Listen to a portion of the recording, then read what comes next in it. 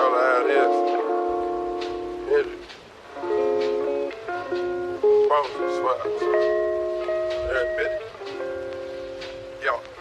Percocet, Miley Percocet, Percocet, Miley Percocet, represent, gotta represent.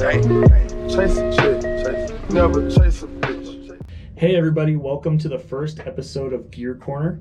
I had this idea to make a series dedicated to reviewing gear and items that I use for camping and everyday life.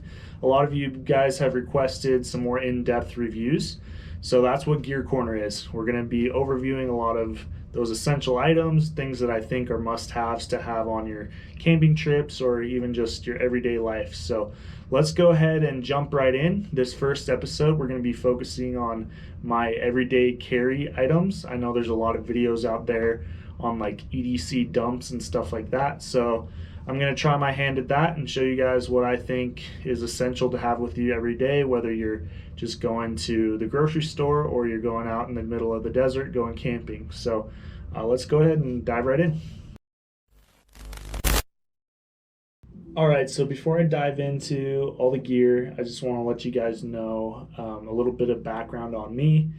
I grew up in scouting. I'm an Eagle Scout. I was involved with scouting before it got kind of weird.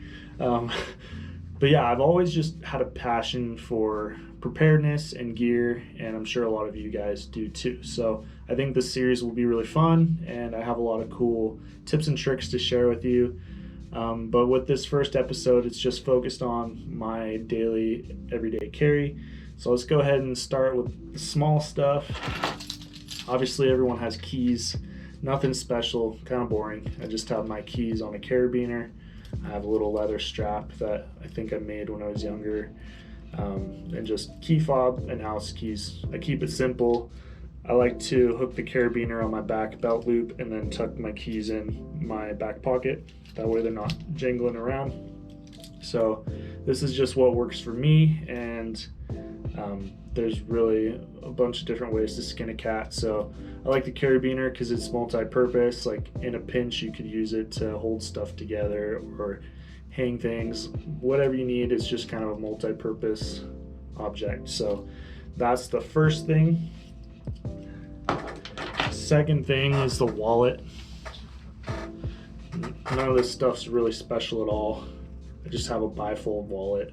I like to keep cash, so I use cash a lot.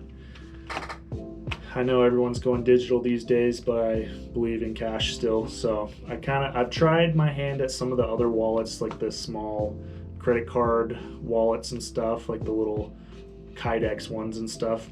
I don't like them very much. I like a leather wallet, so I can fit a bunch of stuff in here, stuff I don't really need. Just got all my cards and, license and stuff like that. So nothing special there.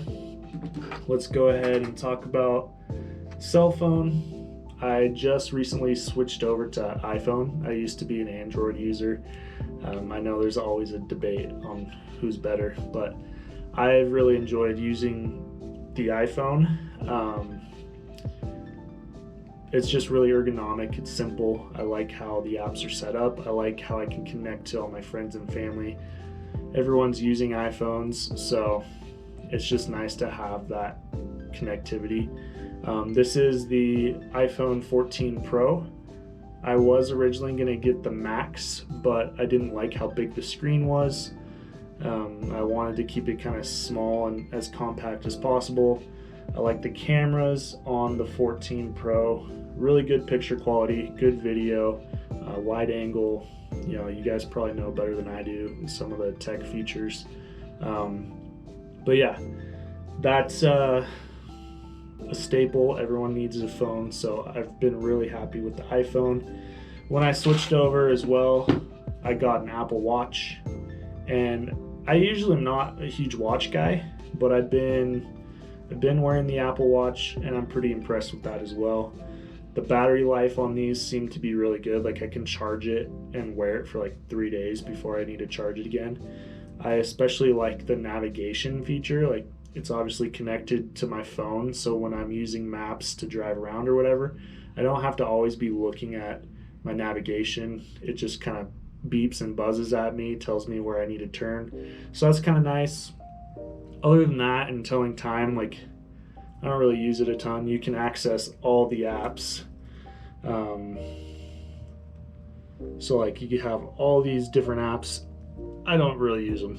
I don't really know what all of them are, and I'm sure I could utilize it a little better, but I'm still learning. So a watch is a watch in my opinion, but it's good to have.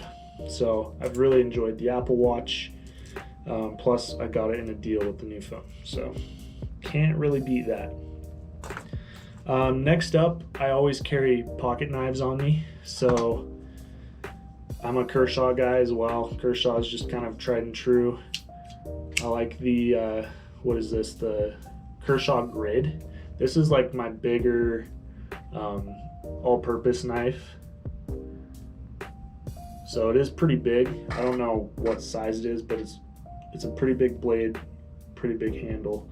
I do find that sometimes this is hard to carry every day. Like if I'm wearing gym shorts or something, it's pretty hefty. It's an all metal handle, stainless steel. So it is pretty heavy for the gym shorts.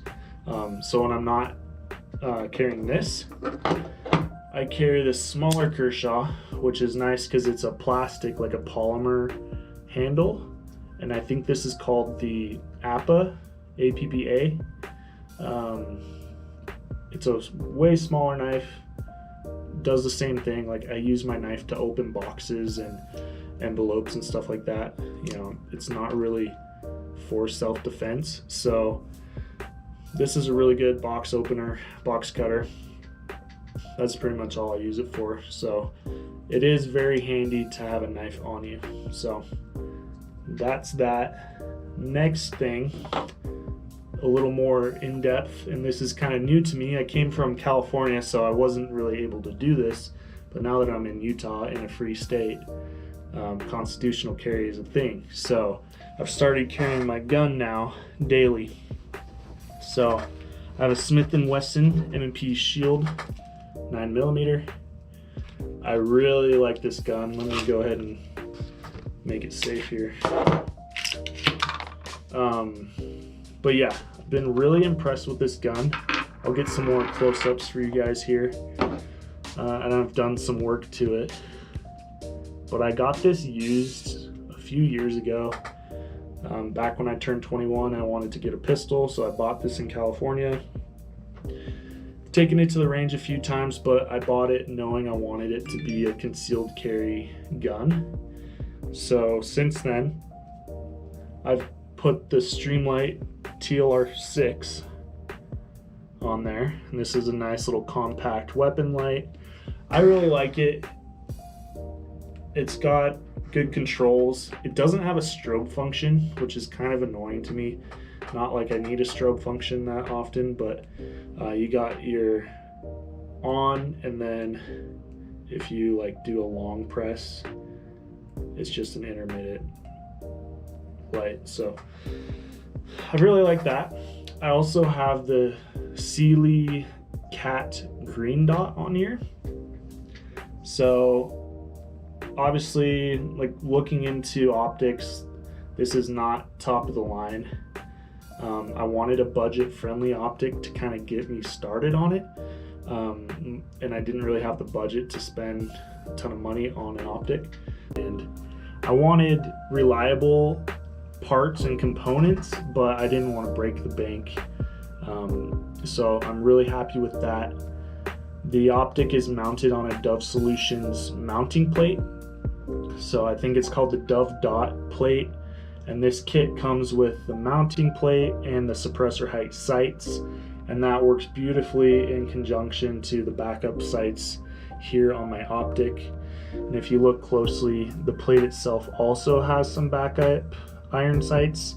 But with this specific setup, those sights are flush with the bottom of the glass, so you don't get to utilize them. But it's still kind of nice to have that because it protects the glass a little bit when you're racking your slide, or if brass kicks up into the glass, it really kind of protects it. So really happy with that. I chose to go with the red fiber optics to match the backup sights here, and it's good contrast with the green dot. And I decided to go with a green dot just because I am colorblind and I have an astigmatism in my right eye. That's why I'm wearing glasses now. So it's just a little easier. It's a brighter color for me to see, and it stands out a little better for me. So that's about it for the gun setup. We'll go through some of the accessories I have for it. But I've been really impressed with the M&P Shield. I like how it fits in my hand, and overall it's just a good carry gun. It's really comfortable. So, and I am using, I think this is a 7-round mag. So this is what I carry it with. So I do a round in the chamber and then the 7-round mag in there. And I like the little pinky rest. They also have flush mount options. So this is what I carry with. And then my backup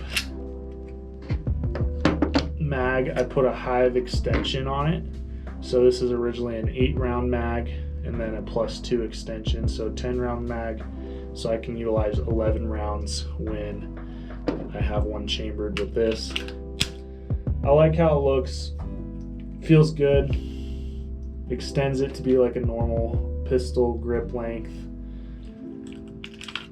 It's not ideal for carrying, and that's why I have it as a backup.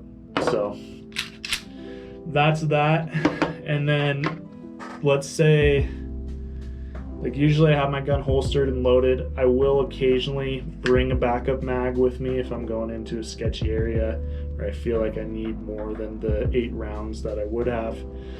I just put it in an inner waistband holster and tuck it in my pants. So I also have just carried this around in a backpack or in my pocket by itself, but I find that it's more comfortable for me to have it in my inner waistband and just kind of put it on my reload side, my reload hand side, and just tuck it in there. So this Hive Industry plate is also super nice too, because if any of you have the M&P Shield, you know that sometimes the mags don't like to feed.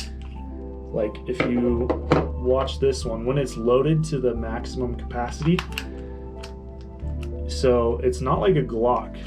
So like a Glock, it'll slide in there and clip in real easy.